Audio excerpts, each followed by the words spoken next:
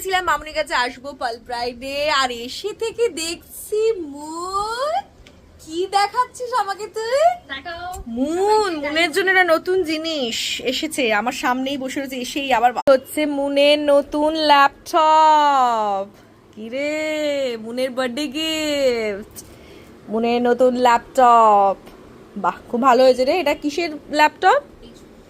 এই যে এইচপির laptop moon কিনেছে, সিলভার কালার। কালকে কিনেছিস আর আজকে আমি এসে গেছি দেখতে।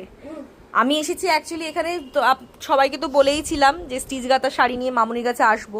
অলরেডি মামুনি এখানে স্ট্যাগ করে নিয়েছে, আর মামুনি বলবে স্টিচ গাঁথার নতুন কালেকশন কেমন হচ্ছে। খুব ভালো, খুব ভালো। সবগুলো তো তুলে নিলে তুমি। আপনারাও দেখুন, খুব ভালো একদম কালেকশন, এত কম দামে। চলো, এসেছি যখন একটু চা টা খাবো।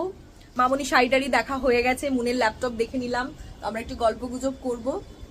টাটা।